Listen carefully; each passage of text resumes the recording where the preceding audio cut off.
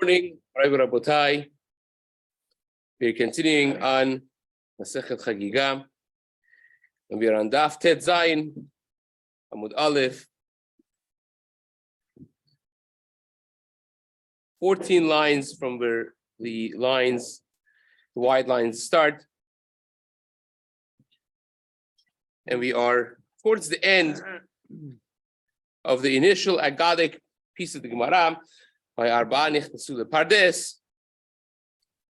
And today we're going to be discussing the last piece of the Agadah before the Mishnah. Says the Gemara, Darash Rabbi Yehuda bar Rabbi Nachmani beturgemanei Darash Lakish. Every great rabbi at the time of Chazal had a meturgeman. That means they had a person that would stand by them, and they would speak in Lashon HaKodesh. They would give the shiur in Hebrew, and the meturgeman would translate it for the Hamon Ha'am in the common language. Let's say in Bavel it would be in Aramaic, but also they chose people who were natural amplifiers. They had a loud voice that hundreds or thousands of people who were there, they could benefit from the translation. And some of the meturgemanim were actually Talmidei Chachamim who would add their own spice to the shiur as well. Rav Chuspit HaTurgeman was one of the Asara Harugei Malchut, was one of such meturgemanim who himself on his own rights was a tremendous personality of Torah, a massive Talmid Chacham. So be that as it may, Rabbi Yehuda bar Rabbi Nachmani was the meturgeman of Resh Lakish, and he once darshened himself, is one of those Talmidei Chachamim. So he darshened, Kol hamistakel bishlosha dvarim enav kehot. If you gaze at three things, that creates a damage to the eye, your eyesight becomes weak. So what are those things? These are all extensions of gazing at the Shekhinah. Of course, we are familiar with the Drasha of Chazal by Moshe Rabbeinu. Moshe Rabbeinu, when he first encountered the divine, HaKadosh Baruch Hu, in the burning bush, it says, Yareh mehabit. He was afraid of looking and gazing at the burning bush because the Derech Eretz is not proper to look at the Shekhinah. And in that Zchut, the Gemara says, he was Zochem to be utmunat Hashem yabit. HaKadosh Baruch Hu compares the Nevuah Moshe Rabbeinu complaining to his brother and sister, to Aaron and Miriam, how dare you compare yourself with Moshe Rabbeinu? He says, utmunat Hashem yabit, umadua lo yeretem ledaber be'avdi beMoshe. How come you're not afraid of speaking about Moshe, comparing yourselves to him? He is a person that gazes at Tmunat Hashem, at the image of Hashem, and that Chazal say he was Zocheh because he had the Derech Eretz and the sensitivity not to look when he could have.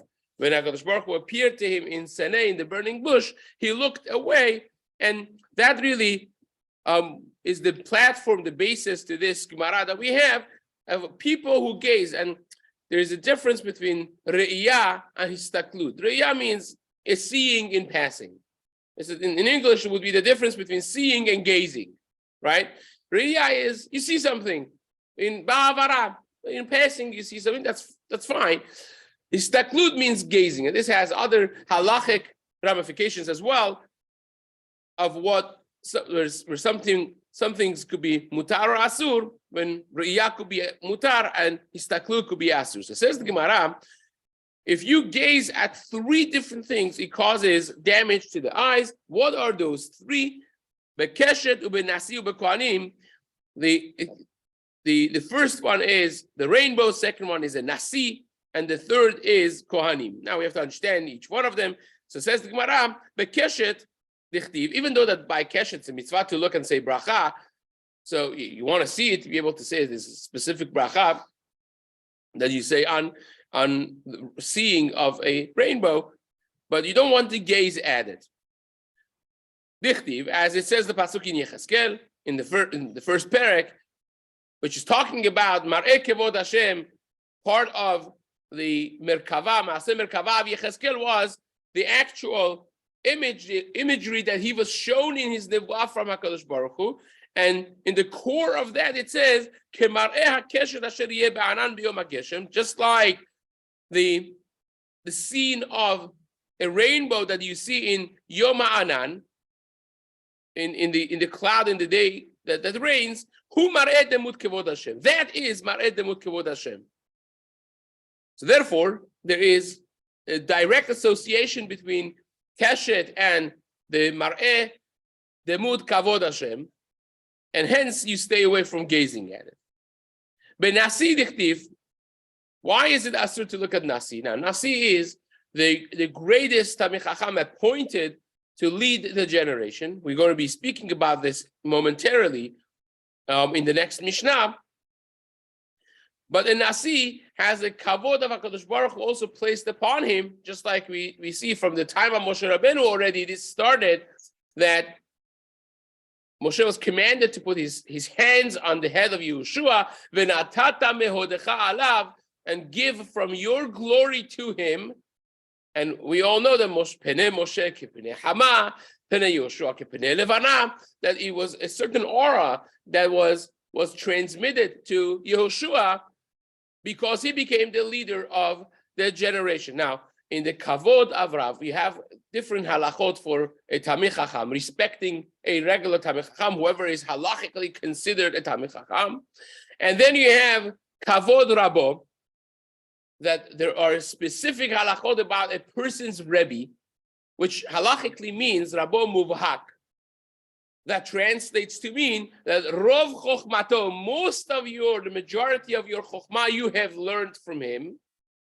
And that is exceedingly more important than even Kivud Avayim.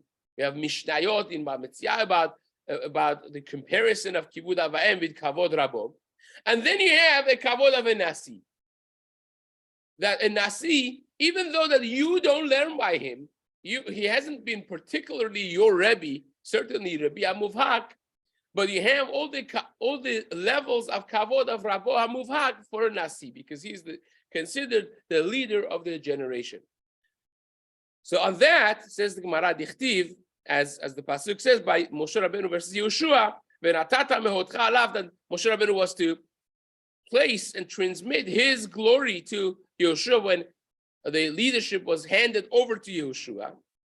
And there is a certain level of the resting place of Shekhinah that is for the leader of the generation, for the Nasi, and hence you don't gaze at their face. There are those, Achron, the Marsham, others that they say the same would apply to a Dayan at Beshat Hadin. When the Beit Din is sitting and they are judging, it would same sensitivity would be also in the face of a Dayan, because Elokim Nitzav Ba'adat Kel, that when the judges are actually doing their judgment and their job, HaKadosh Baruch Hu resides with them. Elokim stands, Hashem stands Ba'adat Kel when the judges are amidst a Din Torah. And there are those who say this applies to other segments as well, which again is not something that we're going to discuss right now. HaMistakel beKohanim, says the Gemara, a caveat in that is that we're talking about Bizman Shebeit HaMikdash Kayam. The time that Beit HaMikdash was Kayam, when the Kohanim gave Birkat Kohanim, the Shekhinah would rest upon their hands, and it would be asur to look. Shehayu omdim al duchanan, they would stand on the duchan in the Beit HaMikdash, umevarachin et Yisrael b'shem HaMeforash, and they would actually use the Shem HaMeforash to give the bracha of Birkat Kohanim, and hence that would be a problem. Of course, the reason that nowadays the Kohanim have the minhag of covering their hands with the talet is because of this halacha. That even nowadays it would be a problem looking at the hands of the Kohanim, but because mekaradin, because they cover their hands, it's not an isur. But the reason they cover it is because they want to prevent people from transgressing this halacha over here. So says the Gemara. Darash Rabbi Yehuda bar Rab Nachmani, meturgimare der Lakish. Again, another passage, another piece from the Meturgeman of Resh Lakish. My dichtiv al ta'aminu berea al tiftechu ba'aluf. Do not trust the friend and don't rely on aluf, the master. So what does that mean exactly? It's a pretty peculiar pasuk. So he says like this: Al yomar im yomar lecha yetzer hara. If yetzer hara tells you, Chatova kadosh baruch hu mochel. You sin right now, and then you go through the slihot and Rosh Hashanah Yom Kippur. You'll do tshuva. Kadosh baruch hu will be mochel. If yetzer hara argues like that, al tamen, do not trust him. Why? Shenemar al tamen berea. Rea means friend. But Rea also is red Ra, right? Rea is a close friend. But it's also red Ra. Well, which one is a friend that befriends you, but his etzah is a etzara, gives you bad advice? It's etzara. So don't trust him. And a yetzara shenemar ki yetzer rev adam ra mine urav. Because the yetzer of a person's heart, the inclination of a person's heart is negative from his childhood. So you see, Yetzirah is called Ra. Now, this is the Gemara in Masechet Sukkah, Daf Nun Bet, also called 7 different names of Yetzirah, and Ra is a nickname. Says the Gemara, Ve'en aluf ela kadosh baruch hu. And aluf, aluf, the alef is also 26, right? There's 1 wav and 2 yuds. That's the reference to HaKadosh Baruch Hu, alufo shel odam. That's HaKadosh Baruch Hu. Shenemar, as the pasuk says, aluf neurai ata. You are my master and you're my friend of my youth and my young age. Shema tomar, maybe you will say, mi me'id bi, who is going to know that I'm doing something negative? I am doing something, behadre hadarim, concealed, room inside room. No one is there. Who is going to testify? Right? The din needs testimony, right? Every system of judiciary system needs testimonials. So who is going to testify? It says, you have enough, more than enough edim. Says the Gemara, a number of different things. First and foremost, the stones and the walls and the beams of your house and wherever you are hiding, those are the ones that are going to be me'idinbo. They're going to testify against you. Shenemar, as the pasuk says, ki even mikir tizak v'chfis me'etz ya'anena. That the pasuk is speaking about a person that stole, and who is going to be testifying against him. So it's very interesting. The pasuk says, the even mikir, when you have a stone that you have stolen and you stuck it inside the wall already, ki even mikir tizak v'chafis me'es ya'anena. The rest of the pasuk says that they scream out, I'm stolen object, right? So you see the inanimate object, so to speak, they could be testifying against what they see. In a deeper sense, whenever a person acts anything spiritual, anything of spiritual reality, which every action that a human being decides to do has spiritual ramifications, imagine to yourselves as radiation for radioactive stuff. If you expose anything to it, you will be able to in future tell that this was exposed to it, because it has, invisible for us, but it has a ramification on those. So the spiritual actions in the world also affect everything, including the inanimate objects that are around us, and the mark that we make on the Bria, both positive and chas v'shalom negative, is going to forever stay there. And that will be the greatest testimony for or against a person that has done them. The Chachamim say it's even better than that. Nishmato shel adam me'ida bo. The neshama of a person is the greatest testimony. Shenemar, mishochevet chekecha shemor pitche picha. From the one that lies within you always. Keep the opening of your mouth. Watch what you say. What is it that always resides with a person? Say this is the neshama of a person. Now, it's amazing because neshama is like the Chafetz Chaim writes, neshama is like the greatest tape recorder, right? A recorder, right? It's the greatest recorder. It records and keeps everything. It never forgets. That's perhaps the reason that for the time of Luchot Rishonot, hayu lomdim v'lo hayu shochechim. We will learn and we will never forget. Why? Because the neshama was dominant at that point. When they say Nasa v'nishma, they were elevated to the level of Adam HaRishon before the sin. They would not forget anything because the neshama never forgets anything. I have the Sefer Hasidim and others that say after Ma'aves, when a person is released from the bondage of the guf, now he remembers everything he has learned. You go up there, if you went through Shas and Rishonim and Mishtayot and Shulchan Aruch, and you always were suffering. I forget. When a person goes up there, you remember, you become a massive Tamei Hacham. Everything that you learned properly, you remember properly. But Chas v'Shalom, if you were busy with,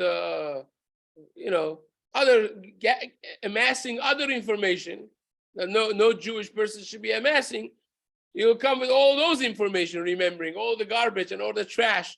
Or remember, you'll become the biggest baki, the Genesis book of records of baki in trash and garbage, right? And you go up, you take a truckload of trash with yourself to Bedin Shel Mala, right? So the greatest thing becomes the neshama itself, right? The neshama is the ed.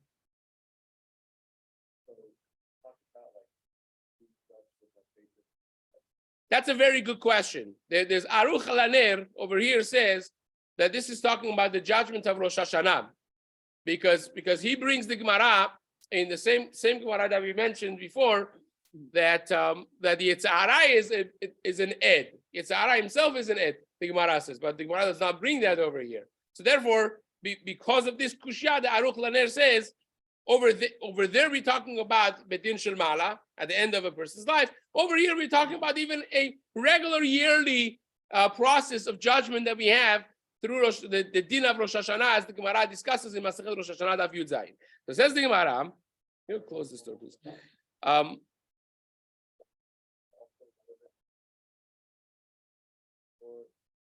We are warned. The greatest warning is the Torah. Our neshama also stood all at Har Sinai. So we were not just warned, but we were actually present. But at the end of the day, the documentation of the mitzvot is the greatest warning, right?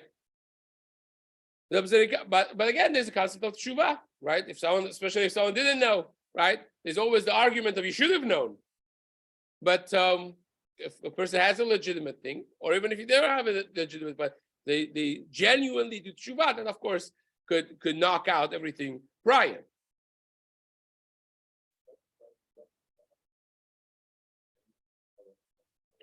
Meaning, don't listen, alta aminu berea, don't believe the rea that tells you trust the aluf.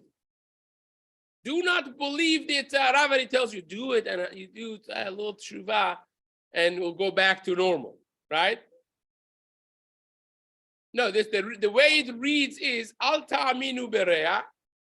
Don't believe the tzara when he tells you. What does he tell you? What does he tell you? It says, trust Hashem is going to be mochel. That's what Yitzhara says. Don't. What do you answer? You say, Ad kan divrei Yitzhara. That's what you answer. You say, because we all know, the Rambam Paskins says, Echtav ashuv. If a person says, I'll sin and I will do tshuva, en maspikim biado lasot tshuva. They don't let him do tshuva, which again doesn't mean they don't let him. It means they make it hard.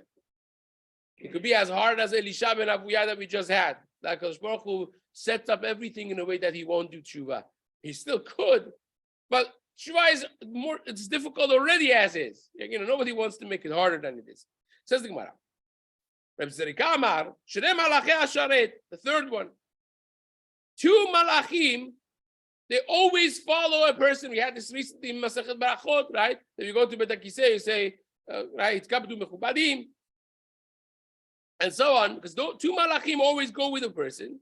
Ki malachav yetzavelach, hamelavin oto. The two malachim hasharet that always accompany a person, and meidim bo. Those are the two edim.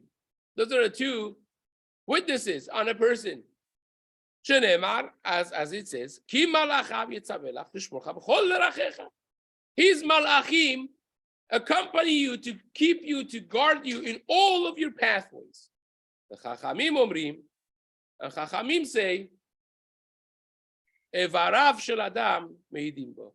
That your body itself, your limbs, are going to be me'id on the actions that were done by them.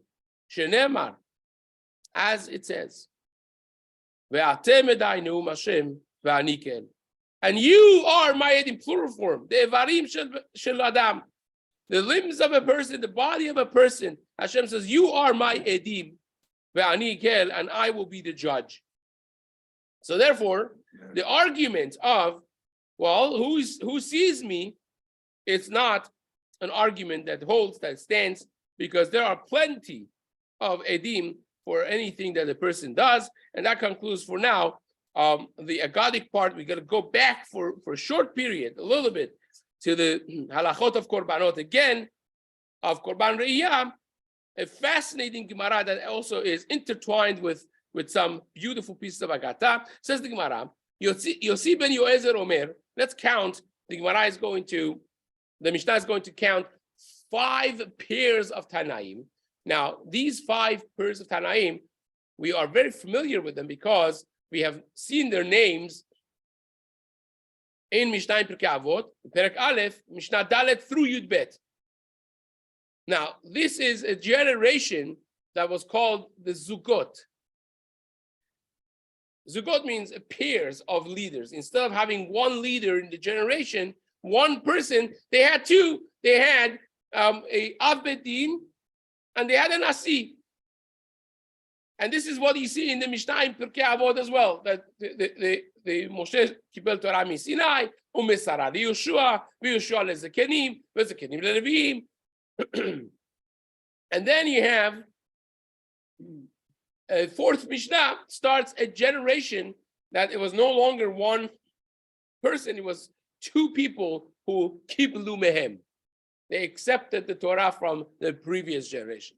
So that's the generations of Zugot. Now, something that we said when we had our Pirkei Avot shiurim is a contrast between the leshonot, the languages that the Mishnah uses. In the beginning, it says, Umesarah Yeshua. There was Mesirat Torah. Mesirat Yeshua means the entirety of the Torah that Moshe Rabbeinu learned from Hashem. He handed it over in its original estate, complete, to Yeshua. Everything, 100%, 100% of what Moshe Rabbeinu learned, he gave over to Yeshua. 100% of what Yeshua learned from Moshe, he gave it over to Zakenim, and so on and so forth to Nevi'im, to Anshe Knesset Gdolah. But then afterwards, there was a Yeridat HaDorot. There was a drop in the transmission of Torah, and it no longer was the capability of giving over. The Rabbi that was capable to give and the student that was capable to receive the entirety of Torah. Therefore, the verbiage of the Mishnah changes from Masara to Hem Kibelu. They accepted the Torah. That means not the entirety was given, but whatever the receiver could receive was Mekabel, whatever he was able to be Mekabel, right? Which is a tremendous difference, by the way. Gemara tells us, Misheloshim Mishu Talmidei Hillel v'Shamai Nitrabu Machlokot beYisrael. From the time that Hillel and Shammai's students, they were not Meshamesh Kol Sorkan, it was Nitrabu Machlokot beYisrael. It was created tremendous amounts of Machlokot because they were not able to accept everything that the Rebbe had. Now, Rashi says over here, Rashi says it in Masechet Sotah Daf Mem Zayin, this is really a Gemara in Yerushalmi over here in Perek Bet Halacha Bet of Masechet Chagigah in Yerushalmi. and the Gemara in Timurat after Zayin, that this machloket that we are going to study right now is the first machloket ever in the history of Jewish nation, right? Now, the Tosafot have some questions about this, of maybe you see a machloket in the time of David and Shaul, and they answer it, and there's back and forth about that, but the Yerushalmi and the Gemara in Torah says this is the first machloket. So you start scratching your head when you have the Zugot, when the transmission of Torah actually kind of experienced a little drop, is when you actually find the first machloket as well. So that's something that we have to keep in mind. Let's go through the 5 Zugot, the 5 pairs of the leaders of different generations. This is not in one generation. These are, 5 generations. Yeah. Says the Gemara, Yossi ben Yoezer Omer, Shelo Lismoch. The machloket is whether or not on Yom Tov you do smicha, right? Now there's a smicha that you give to a Rav. That's because Moshe Rabbeinu was instructed that we just had the Gemara, Meratata behotecha alav, right? So he put his hands on Yeshua and he transmitted the leadership to him, which really became the basis and the platform of the concept of smicha. To get the smicha as a Rav, as a leader, as a posek, was initiated by HaKadosh Baruch Hu to be done from Moshe to Yoshua and subsequent generations. Then he was nifsak at some point, it was stopped, and then it was restarted in the time of Marash Charuk, and so on and so forth. The smicha that we talk about nowadays is nothing of that authority like that, as is mentioned in the beginning of Choshen Mishpat and Siman Aleph. But nevertheless, that's one type of smicha. The other type of smicha is not what you give to a Rav, but what you give to a Gav, to a cow, right? To a korban, which normally when you bring a personal korban, right? A person, aside from certain exceptions, a regular personal korban that you bring, you have to put your hands and press with all of your koach, and there's a viduya and so on. So that's called smicha. Now, can you do that on Yom Tov, right? Yom Tov has its own prohibitions of dealing with animals and so on and so forth. So can you do that on Yom Tov? So that's a very large machloket between the Tanaim, and here is the manifestation of that machloket. Yossi ben Yoezer says, Shelo lismoch, you cannot do smicha on Yom Tov. Yosef ben Yochanan Omer, lismoch. He says, no, you do it. Yoshua ben Parachia Omer, Shelo lismoch. He says not to. Nitai Harbeli, the second person in that pair, says lismoch, to do it. Yehuda ben Tabai Omer, Shelo lismoch. Yehuda ben Tabai says not to do it. Shimon ben Shetach Omer, lismoch. He says to do it. Shemaya Omer, lismoch. Now, until now, it was the first one saying not to, the second one was saying to. Now he switches. Shemaya Omer lismoch. Avtalia Omer shelo lismoch. Hillel uMenachem lo nechleku. Hillel and Menachem did not have a machloket, but then Menachem had to go out. We'll see in the next page what this is exactly about. And instead of Menachem came Shammai, so he became Hillel and Shammai at that point, right? So Hillel says, Shammai Omer shelo lismoch. Hillel Omer lismoch. So you have this machloket. I've written this on the board, but now the Gemara says,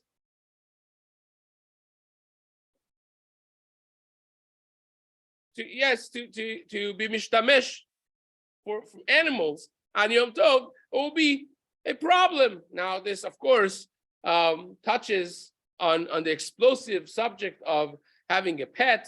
Altogether, if it's mutar to have dogs, when the Gemara says you shouldn't, and then if you do have it, can you carry your pet? Can you pet your pet?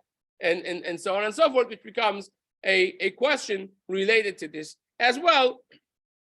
But nevertheless, says the Gemara, these are the 5 pairs of Tanaim that had this machloket. Now, Harishonim, the Mishnah says, the first person in every couple here, in every pair, the first one of them is Nasi v'sheniyim lahem av bedin.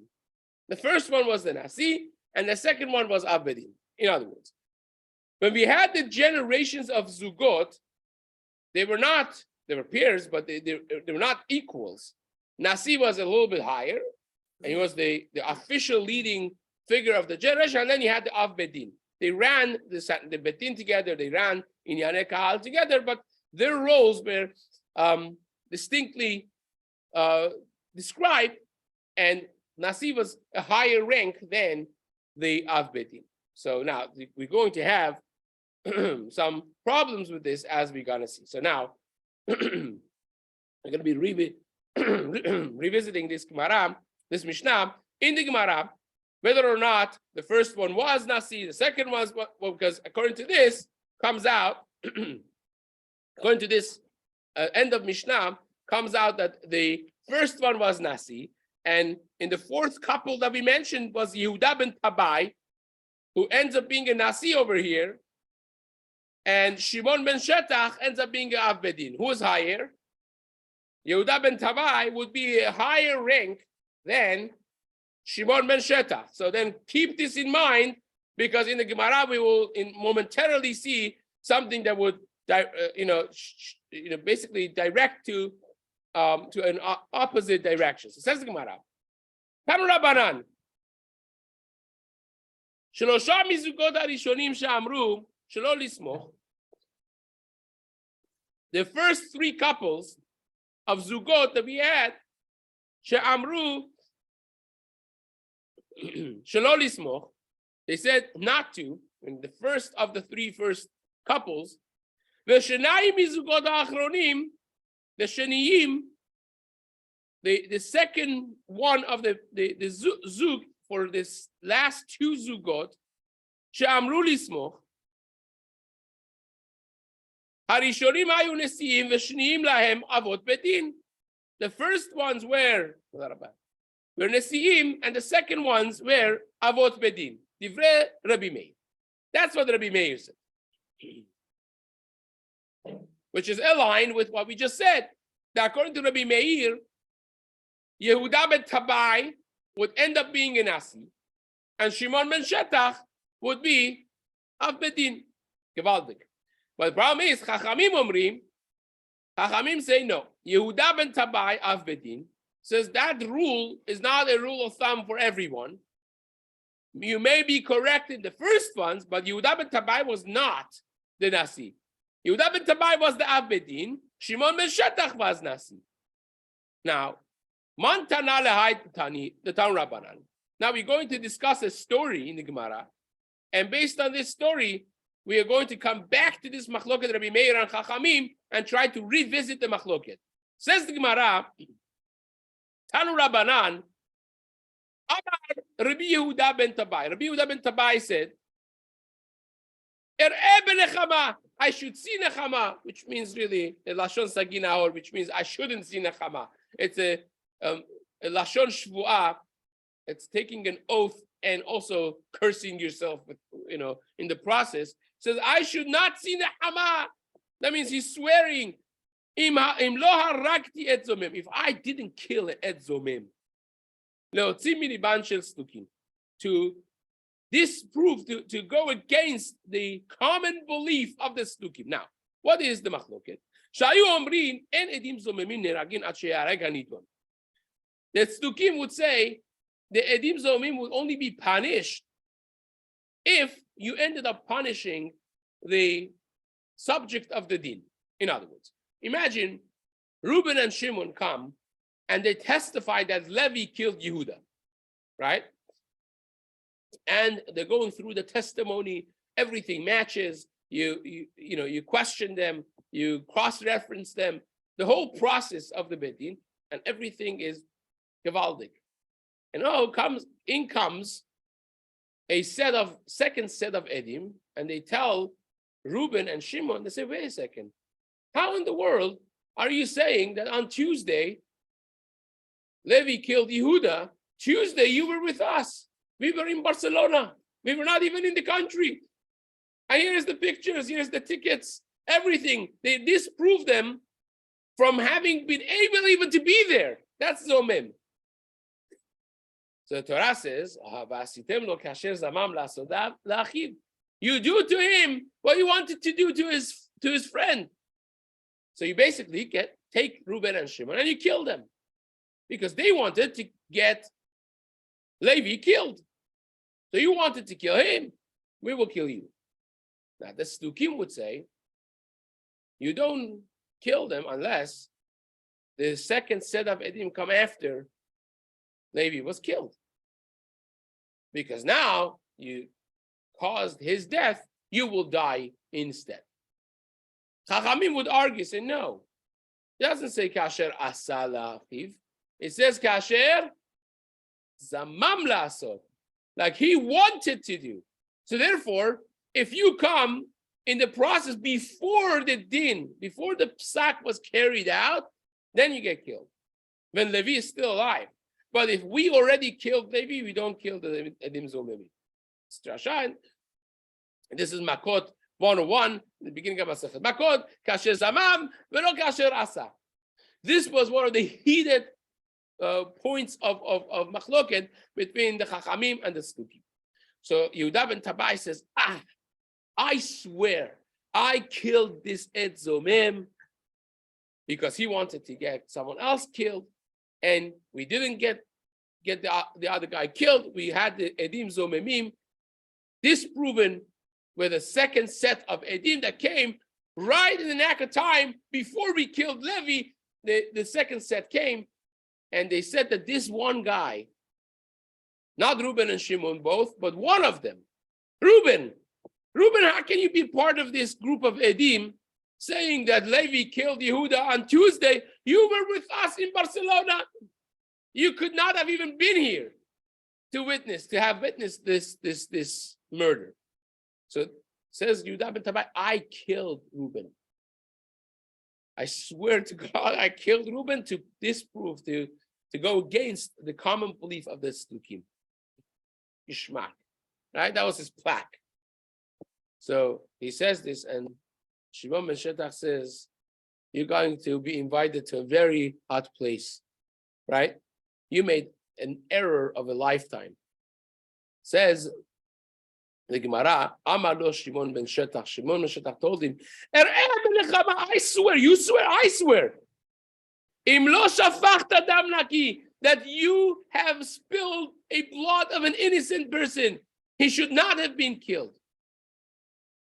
And now we have a massive problem. First of all, tomorrow we'll see why it was a problem. We just said that he acted like Chachamim. So why would he be held accountable? And who wins in the machloket of Yehuda ben Tabai and Shimon ben Shetach? Bezrat Hashem will study tomorrow morning.